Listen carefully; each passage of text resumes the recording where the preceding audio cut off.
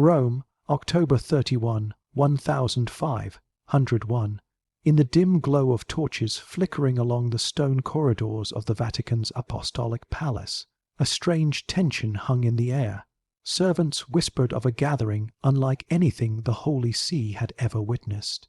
Cardinals exchanged uneasy looks, and in private rooms, behind guarded doors, Pope Alexander VI, born Rodrigo Borgia, prepared for an event that would later become one of the most scandalous episodes in church history. It would be remembered as the Banquet of the Chestnuts, a gathering so shocking in its nature that even Renaissance Rome, a city accustomed to decadence, struggled to comprehend it. To truly understand how such a moment could unfold in the heart of Christendom, one must step back and see the world Alexander VI inherited. The late 1004 hundreds were a turbulent era when Italy existed not as a unified nation but as a patchwork of rival city-states. Florence, Venice, Naples, and Milan fought constantly for dominance. The Papal States served both as a spiritual authority and a political battlefield. In this world, popes were not only religious leaders but also monarchs, diplomats, war strategists, and patrons of the arts. The Renaissance was in full bloom, bringing genius and corruption in equal measure. Wealthy families rose to power through marriage alliances, violence, and manipulation, and few families embodied this environment more than the Borgias. Rodrigo Borgia was born in Spain, but climbed the ranks of the Church with a determination that left many rivals stunned. Using political alliances, patronage, and strategic relationships, he positioned himself as one of the most influential cardinals of his time. When Pope Innocent Roman VIII died in 1492, Rodrigo maneuvered through a complex web of power brokers to secure his election as Pope Alexander VI. Rumors circulated that he had bribed other cardinals with gold, land, and promises of political favor. Whether true or exaggerated, the story symbolized how deeply politics had consumed the papacy during this era. Once Alexander VI took power, he ruled as a Renaissance prince rather than a traditional pope. He surrounded himself with loyal allies, elevated his children to prestigious positions, and expanded Borgia influence across central Italy. His son Cesare Borgia became a military commander whose campaigns would later inspire Niccolò Machiavelli in his writings on political power. His daughter, Lucrezia Borgia, became both a diplomatic tool and an administrator. The family projected strength, elegance, and ruthless ambition. But with ambition came the darker whispers that followed the Borgias everywhere. Critics accused Alexander VI of transforming the Vatican into a playground for excess. They spoke of banquets filled with musicians, entertainers, and courtesans. They claimed the Pope indulged in lavish feasts, while the church treasury strained under the costs of war and diplomacy. They accused him of fathering several children while publicly preaching moral reform. Some of these rumors, shaped by political enemies, were designed to destroy the Borgia legacy. Yet others were supported by eyewitness accounts, preserved letters, and chronicles of the time. Within this context, the year 1005, 101 became a turning point. Cesare Borgia was consolidating power across Italy and had recently defeated several rival lords. Alexander VI was strengthening alliances and rewarding loyalty. It was in this political atmosphere that one of the most controversial events in Vatican history would occur. For many Renaissance elites, grand banquets served as more than entertainment. They were opportunities to forge alliances, display wealth, celebrate victories, or secure diplomatic relationships. But what happened on the night of October 31 went far beyond any conventional celebration. The Vatican Palace was illuminated by hundreds of candles. Musicians prepared their instruments. Servants carried trays of roasted meats, sweet confections, and imported wines. At first glance, it resembled any high-level feast of the period. A select circle of the Pope's closest associates gathered, including Cesare Borgia, high-ranking clergy, noble guests, and trusted courtiers. The banquet was arranged in a great hall decorated with rich tapestries, sculptures, and classical motifs inspired by the humanist culture of the Renaissance. But as the night progressed, the tone shifted. According to accounts by Johann Burchard, the papal master of ceremonies, entertainers were brought in to amuse the guests. Candlelight danced across the marble floor as performers executed routines that reflected the era's fascination with sensuality and theatricality. Renaissance courts often blurred the lines between celebration and spectacle, yet what occurred next shocked even those accustomed to extravagance. Burchard's account describes a scene where dancers and courtesans performed for the assembled guests, their movements bold and provocative. The feast transformed into an atmosphere charged with indulgence and bold displays of desire. Whether every detail of Burchard's writing is accurate remains debated among historians. Some argue he exaggerated events to undermine the Borgias. Others say his descriptions align with other contemporary criticisms of Alexander VI papacy. Still, the banquet of the chestnuts became a symbolic moment, representing an era when church leadership was deeply entangled with worldly corruption. The presence of Cesare Borgia added another layer to the event. Cesare, whose military campaigns were reshaping the political map of Italy, used celebrations like this to reward loyalty and secure alliances. To him, power was built not only on the battlefield, but also within the halls of influence. Whether the banquet served a political purpose or simply reflected the indulgences of Renaissance court culture, it displayed the boldness and confidence of the Borgia regime. Outside the Vatican walls, Rome was a city buzzing with rumors. Word of unusual activities within the palace spread quickly among nobles, clergy, and common citizens. Many viewed Alexander VI with suspicion, seeing him as a pope who valued personal pleasure and family advancement over spiritual leadership. His supporters, however, argued that he was a skilled administrator who strengthened the church financially, expanded its influence, and maintained stability in turbulent times. Yet the more stories circulated about feasts, relationships, and extravagant celebrations, the harder it became to separate truth from political propaganda. By the dawn of the 16th century, criticism of the papacy was transforming into something far more dangerous. Dissatisfaction among believers was growing. Calls for reform echoed through Northern Europe. Scholars and theologians questioned the moral integrity of church leaders. The seeds of the Protestant Reformation were silently forming, decades before Martin Luther would challenge the Church's authority. Events like the October 31 banquet, regardless of how much was truth or exaggeration, played a role in shaping this mounting unrest. In this broader context, the scandal of Pope Alexander VI forbidden gathering symbolized the conflict between spiritual duty and worldly power. It revealed the tensions within the Renaissance Church, where art, wealth, politics, and vice intertwined in complex ways. And it set the stage for the consequences that followed the Borgia papacy, consequences that reshaped religious history in Europe. As the night of the banquet came to its peak, the Vatican halls echoed with music, laughter, and the murmur of political conversations woven into the indulgent atmosphere. The banquet was not merely a moment of excess, but a reflection of an era where power often overshadowed morality, and where the Vatican served as both a palace and a political fortress.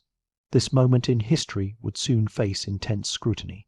But for now, in the torchlit chambers of the Apostolic Palace, Alexander VI and his circle reveled in an evening that would be remembered, debated, and condemned for centuries. The morning after the infamous banquet of October 31, 1001, Rome awakened to a quiet tension. The sun rose over the Tiber River, casting a pale gold light across the domes and bell towers of the city. Merchants set up their stalls, priests offered morning prayers, and noble families sent their servants out on errands. But beneath the surface, whispers travelled like smoke through narrow streets and spacious courtyards. Something extraordinary had unfolded behind the guarded walls of the Vatican, and the rumours were spreading faster than the truth could keep up. Inside the apostolic palace, servants moved anxiously, cleaning the great hall where the celebration had taken place. The marble floors were scrubbed, the golden candlesticks polished, and the lingering scent of spiced wine slowly faded. Though outwardly calm, many attendants knew that the night they had witnessed would not soon be forgotten. They had seen cardinals and noblemen sitting beside entertainers, soldiers laughing with clerics, and the Pope himself presiding over an evening that blurred the boundaries of sacred authority and personal indulgence. For Alexander VI, the banquet was not an isolated moment of excess. It was the result of years of rising power, growing confidence, and the influence of Renaissance culture. As the day progressed, he returned to his responsibilities as the spiritual leader of millions. Meetings with ambassadors, discussions on military campaigns, and administrative tasks filled his schedule. To the outside world, he resumed the role of a statesman. Yet behind the scenes, his court remained a place where political ambition and personal appetite coexisted. To fully understand how this event shaped history, one must look at the intricate relationships surrounding the Pope. The Borgia family was both admired and feared. Their rise to power was swift and strategic. Cesare Borgia, the Pope's most trusted and ambitious son, played a crucial role in shaping the politics of Italy. After abandoning his position as a cardinal to pursue military leadership, Cesare became a driving force behind the expansion of the Papal States. He led campaigns against rebellious lords, negotiated with foreign powers, and sought to unify territories under Borgia control. Cesare's presence at the banquet raised questions. Was the event merely entertainment, or did it serve deeper political aims? Some historians believe that the banquet functioned as a gathering of powerful allies, an opportunity to strengthen connections with supporters and potential partners. The Renaissance elite often used grand celebrations to impress, influence, or manipulate.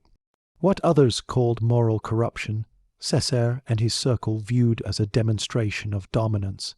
Meanwhile, Alexander VI's daughter, Lucrezia Borgia, was carving her own place in history.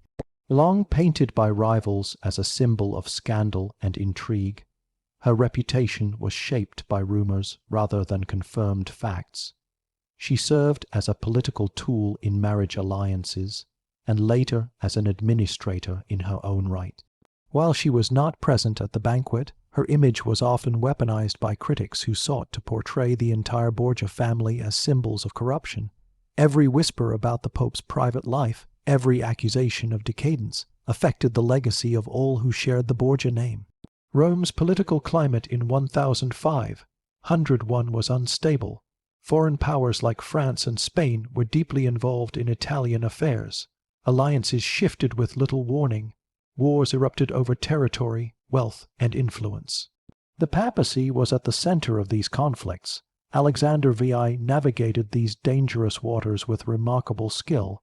He secured French support for Cesare's campaigns, negotiated peace treaties, and strengthened the Church's political position. Yet at the same time, his personal controversies weakened his moral authority. Rival families, particularly the Orsini and the Colonna, seized every opportunity to portray him as unfit for spiritual leadership. It was not long before the rumors surrounding the banquet took on a life of their own.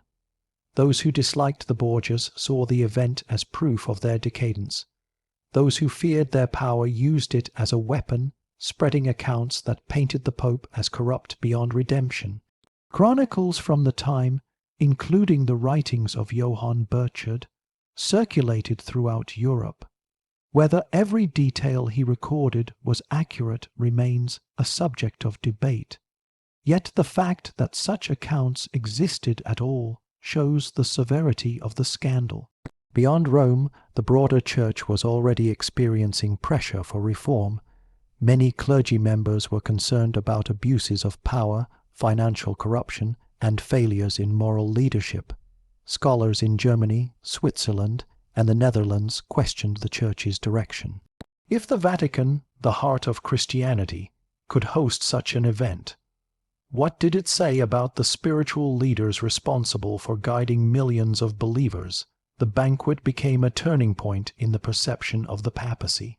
Even though Alexander VI was recognized as a skilled administrator and political strategist, the event reinforced the belief that the Church had strayed too far from its spiritual mission. His actions contributed, directly or indirectly, to an environment where rebellion against Church authority appeared increasingly justified. It is important to remember that the Renaissance was a time of both brilliance and contradiction. While artists like Leonardo da Vinci, Michelangelo, and Raphael were elevating human creativity to new heights, political leaders often engaged in ruthless behavior. The Church funded magnificent works of art, yet also struggled with internal corruption. Alexander VI papacy embodied this paradox. He commissioned beautiful architecture, supported scholars, and governed with political acumen, yet he also allowed indulgences that shocked even his contemporaries. As winter approached in late 1005, tension within Italy increased. Cesare Borgia prepared for new military campaigns. The Pope sought to secure his family's future, and the whispers in Rome grew louder. Foreign ambassadors sent reports back to their kings describing the rumors that engulfed the Vatican. These letters, preserved through the centuries, contributed to the long-lasting image of Alexander VI as a controversial figure. Meanwhile, the Pope's enemies eagerly awaited an opportunity to strike. Each scandal weakened his position. In Florence, the shadow of Savonarola still lingered. The fiery preacher who had condemned the corruption of Rome had been executed years earlier, but his teachings continued to inspire those who longed for reform. In the universities of Northern Europe, scholars debated the moral decline of the Church, and in taverns and marketplaces, ordinary citizens repeated stories that blurred the line between fact and fiction. Behind the palace doors, Alexander VI continued to rule with confidence. He believed in the strength of his alliances, the loyalty of his supporters, and the power of the Church as a political force. But even he could not control how history would remember him. Every decision, every celebration, every rumor added another layer to the legacy that future generations would debate. As the night of the banquet faded further into memory, its consequences began to unfold in subtle ways. Diplomats grew more cautious. Cardinals voiced private concerns. Clergy in distant lands questioned the direction of the papacy. The event had become more than an evening of indulgence. It had become a symbol of the deep divide between the Church's ideals and its leadership. And this divide, growing quietly but steadily, would soon erupt into one of the most transformative periods in religious history. The year 1005 unfolded under a cloud of political intrigue, religious tension, and growing unease across Europe. While the Vatican continued operating with the authority and magnificence expected of the center of Christianity, the private scandal of the banquet of the chestnuts still lingered in whispered conversations, subtle gestures, and quiet accusations. It was no longer simply a rumor. By now, it had become a symbol of something far deeper. For many, it represented the widening gap between the Church's spiritual mission and the worldly lifestyles of its leaders, particularly Pope Alexander VI. Yet inside the Vatican, life carried on with calculated purpose. Alexander VI remained focused on strengthening his family's influence, securing political alliances, and expanding the power of the Papal States. In his mind, the responsibilities of governance outweighed the criticisms whispered behind closed doors. He saw himself as a ruler navigating a fragile Italian landscape where alliances shifted with alarming speed. The Church, under his leadership, was both a spiritual institution and a political empire that had to be protected. Cesare Borgia, the Pope's formidable son, stood at the center of this strategy. In early 1502, Cesare embarked on a campaign to consolidate control over the Romagna region. He captured territories that had long resisted papal authority, displaying a combination of military strength and political finesse. His ambitions were vast. With his father's support, he aimed to build a unified state across central Italy, a vision unprecedented for a papal ruler's son. To many Renaissance observers, Cesare was as fascinating as he was feared. Machiavelli, who would later write The Prince, admired his strategic genius while acknowledging the ruthless nature of his methods. But every triumph Cesare achieved also drew attention to the moral contradictions of the Borgia regime. Many questioned whether the Church should be so deeply involved in warfare and territorial expansion. Critics argued that the papacy had lost sight of its sacred responsibilities. For them, the memory of the Vatican banquet only reinforced the belief that the Church's leadership was spiritually bankrupt. Meanwhile, diplomatic envoys from France, Spain, and the Holy Roman Empire monitored the Vatican carefully. These foreign powers understood that Italy's fractured landscape offered opportunities for influence and control. France, in particular, viewed the Borgias as valuable allies. King Louis Roman XII relied on papal approval for his territorial claims, and saw Cesare as a useful partner in maintaining dominance in northern Italy. The relationship between France and the Vatican strengthened through political necessity, even as the rumors surrounding Alexander VI's private life cast a shadow on his reputation. Within Rome, public sentiment toward the Borgias grew increasingly polarized. Some admired their charisma, intelligence, and cultural patronage. Others despised their ambition, wealth, and alleged immorality. Preachers condemned the moral decline of church leadership, though few dared to speak openly against the Pope. The memory of Savonarola's execution in Florence served as a warning to those who challenged powerful authorities. Still, the banquet scandal refused to die. Chroniclers recorded stories passed from servant to servant, courtier to courtier, city to city. Each retelling grew more vivid, more damning, more theatrical. Over time, the event transformed from a politically charged gathering into a myth that symbolized the darkest side of papal power. It no longer mattered whether every detail was factual. The perception of corruption was enough to fuel indignation. What made the scandal even more impactful was the contrast between the Church's teachings and the behavior attributed to its highest leader. Europe at the dawn of the 16th century was deeply religious. Faith shaped daily life, social structures, laws, and political expectations. The Pope was not just a monarch or diplomat. He was the spiritual father of Christendom, responsible for guiding millions in matters of morality and salvation. When a pope was accused of indulging in behavior unworthy of his position, it shook the foundations of public trust. Alexander VI's enemies seized on this opportunity. Cardinals who opposed the Borgias spread rumors to discredit him. Rival families like the Orsini and Colonna used the scandal as evidence that the Pope was unfit to lead. Writers and intellectuals outside Italy amplified these accusations, creating a narrative that would shape future historical accounts. The banquet became a powerful symbol of everything reformers believed needed to be addressed within the Church. Yet despite the growing criticism, Alexander VI continued to govern with remarkable effectiveness in some areas. He improved the administration of the Papal States, reformed taxation systems, and oversaw public works that enhanced Rome's infrastructure. He encouraged artistic projects that contributed to the city's cultural vibrancy.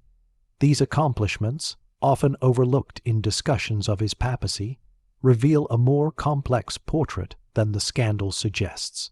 Still, good governance could not erase the shadow cast by the banquet or the moral controversies surrounding his personal life. By mid-1502, the political landscape took a new turn. Cesare Borgia's rapid expansion alarmed Italian rulers. Venice grew wary of his rising power. Florence feared being drawn into conflict. Small lords who had once been intimidated now formed secret alliances to resist him. Alexander VI understood that the more his son succeeded, the more enemies he created. But retreat was never part of the Borgia strategy. They pushed forward with confidence, believing that decisive action would secure their dominance. During this period, the Vatican became a center of intense political negotiation. Ambassadors and envoys arrived daily, seeking favor, alliances, or concessions. Behind every diplomatic exchange lay a calculation about how much longer the Borgia regime could maintain its power. While Rome was outwardly bustling with life, an undercurrent of uncertainty coursed through its streets. Outside Italy, dissatisfaction with the Church continued to intensify. Scholars questioned doctrines, criticized indulgences, and examined moral failures within ecclesiastical leadership. Figures such as Erasmus of Rotterdam highlighted the need for reform with growing boldness.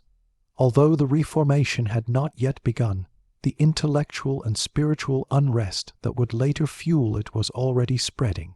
In this environment, stories of Vatican corruption carried enormous weight. Meanwhile, Alexander VI faced another growing threat, the fragility of alliances that once seemed unbreakable.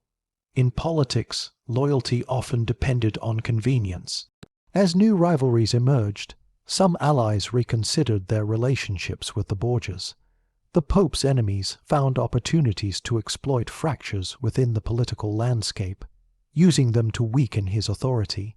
Yet through all this turmoil, the Borgia family continued to present an image of strength and unity. Ceremonies, feasts, and diplomatic receptions were held to demonstrate their power. Artists and musicians were employed to enhance the grandeur of the papal court. The Vatican became both a palace of beauty and a fortress of intrigue. Those who visited its halls marveled at the splendor while sensing the tension beneath the surface. Within the higher ranks of the Church, a quiet divide grew. Some cardinals supported the Pope, benefiting from his generosity and political influence. Others remained loyal out of fear or ambition, but a small group, troubled by the scandal and the Pope's actions, grew increasingly uneasy. Their concerns were not only spiritual but also practical. They worried that Alexander VI's reputation threatened the legitimacy of the Church itself. And indeed, the banquet scandal did more than stain the Pope's image. It reinvigorated discussions about moral decay within Church leadership. These discussions would soon contribute to broader movements demanding spiritual renewal and structural reform. Though Alexander VI could not have predicted it, the consequences of the scandal were slowly weaving themselves into the fabric of future history. As 1502 drew to a close, the Borgia regime remained powerful but vulnerable. Allies watched cautiously, enemies sharpened their strategies. The Pope, confident yet increasingly pressured, continued to navigate an ever-shifting political maze. The banquet that had occurred a year earlier, once dismissed by some as mere gossip, had now become a defining symbol of the papacy's moral crisis, and the consequences of that moment of indulgence were about to intensify. By the beginning of 1503, the Borgia dynasty stood at a crossroads.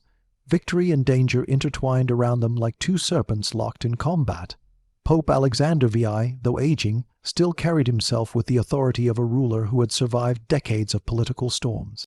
Yet beneath the grandeur of his position, a current of uncertainty flowed through the Vatican. The consequences of the infamous banquet, whispered from Rome to Paris to the courts of Germany, had grown into a shadow that stretched far beyond the Vatican halls. Every ally, enemy, ambassador, and cleric viewed the Pope through a lens shaped by those rumors. The event had become more than a scandal. It was now a symbol of the Church's vulnerability at a time when Europe was inching toward religious upheaval. But Alexander VI had no intention of stepping back. In early 1503, he intensified his efforts to secure Cesare Borgia's future. If Cesare could control enough territories, he would become the most powerful secular leader in Italy, giving the Borgias an unprecedented legacy. The Pope focused on strengthening alliances with France, negotiating political marriages, and pressuring rebellious nobles into submission. Behind closed doors, he strategized with Cesare, discussing military tactics and diplomatic maneuvers. The image of father and son working together to shape Italy's destiny both fascinated and alarmed observers across Europe. Yet even as Alexander planned, cracks were forming in the foundation of Borgia power. Cesare's enemies were gaining confidence. Venice plotted against him. The Orsini family searched for opportunities to strike. Small towns that once surrendered without resistance began to rebel in secret. Their fear of Cesare's campaigns was now matched by their resentment of his growing dominance, and every rumor of moral corruption surrounding the Pope weakened the loyalty of those who might otherwise have supported the family.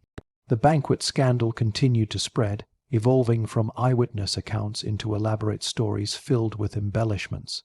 Chroniclers and politicians used it as proof that the Church had strayed dangerously far from its mission. Some compared the Vatican under Alexander VI to ancient Rome during its decline. Others claimed the Pope had inspired fear rather than faith. The truth became lost in a storm of exaggeration, but the damage was undeniable. The event contributed to a rising wave of dissatisfaction that stretched across Europe. Still, the Pope pressed forward. He convened councils, approved church appointments, and managed military campaigns with remarkable energy for his age.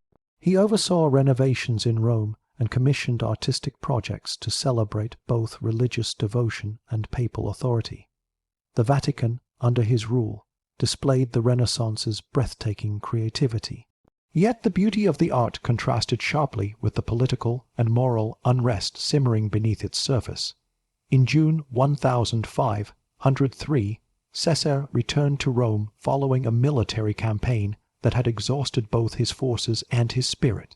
His rapid conquests had created vast responsibilities.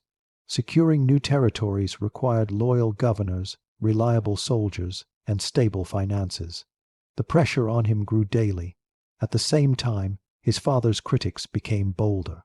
Cardinals began quietly meeting, discussing what might happen after Alexander VI's death. Some sought to preserve their influence. Others hoped for a pope who would reform the church and restore moral authority. Throughout the summer, Rome became unusually tense. Rumors spread of secret alliances forming against the Borgias. Foreign ambassadors sent letters filled with warnings and predictions. The papal court carried on with its ceremonies, but beneath the surface, everyone sensed that a turning point was near. Then in August 1503, events took a dramatic and unexpected turn. Alexander VI and Cesare attended a banquet hosted by Cardinal Adriano Casilesi. The evening was filled with music, fine food, and diplomatic conversations. But shortly after the gathering ended, both father and son fell violently ill. Some claimed they had been poisoned. Others believed they had contracted malaria, a disease that frequently struck Rome during humid summers. Historians continue to debate the cause. What is certain is that the Pope's health rapidly deteriorated. Within days, Alexander VI lay in his chambers, his body weakened and his mind slipping. The once unstoppable ruler who had dominated the Vatican for more than a decade now struggled to breathe. His servants and physicians attempted to ease his suffering, but nothing could reverse his decline. Outside his chamber, guards paced nervously. Cardinals gathered in private rooms, already planning for the coming conclave. Rome braced for the end of an era. Cesare, though equally ill, managed to recover partially, but his strength was limited, and he could not protect his father's legacy as he once had. The powerful commander who had once commanded armies with unwavering confidence now lay bedridden, surrounded by uncertainty and betrayal. His enemies sensed weakness.